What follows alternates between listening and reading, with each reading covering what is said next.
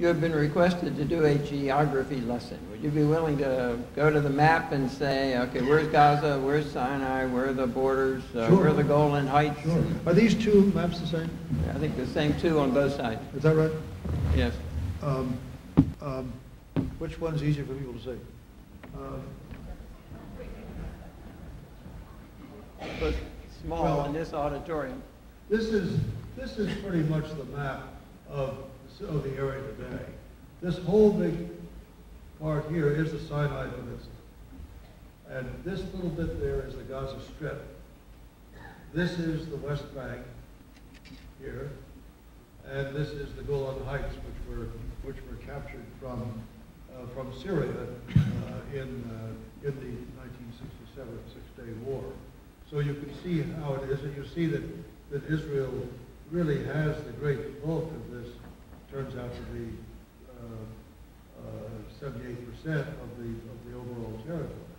Since the Golan Heights doesn't really count in this, the Golan Heights is another debate between Israel and Syria.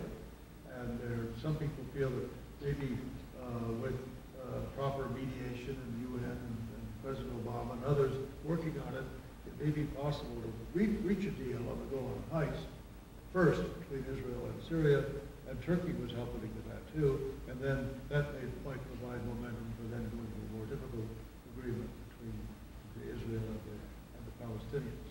And by the way, for those who've not been in this part of the world, it's a fascinating place to visit.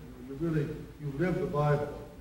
We used to go out on weekends we lived in, since the United States does not recognize that Jerusalem is yet the capital of Israel, because we feel that has to be the result of the negotiation between the Palestinians and the Israelis. Our embassy is here in Tel Aviv, and my residence a little bit north of Tel Aviv. And from there, my wife and I would drive out every weekend when we had a few hours free and visit, we'd visit biblical sites. They're all there. And it is just, we went to where the Sermon on the Mount was delivered.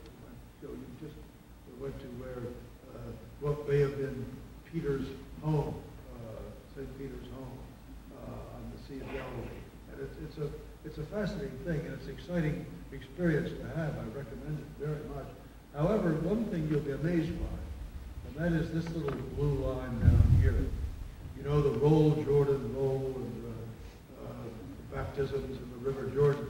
The River Jordan is not quite as big as this strip of wood right here that we're sitting on. It's the water is all been used for irrigation. It's been taken away, and so from the this is the Sea of Galilee, and from here right down to the Dead Sea, the Jordan River it feeds into the Dead Sea, which is here. The Jordan River is just a little tiny trickle of water. It's still a border between Israel and Jordan, but there's not much water left in it. In fact, water, of course, as you know, is a terrible problem in this whole part of the world, water shortage. But that gives you an idea of the way it looks.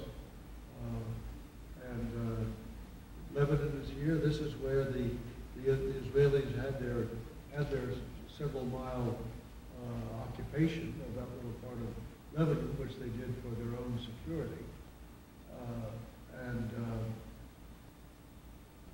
The meeting in Taba was the name of the town on the Gulf here, where the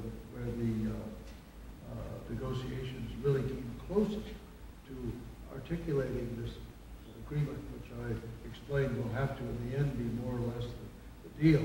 That's Taba is right here on the Gulf of Edom. And it was here that Nasser closed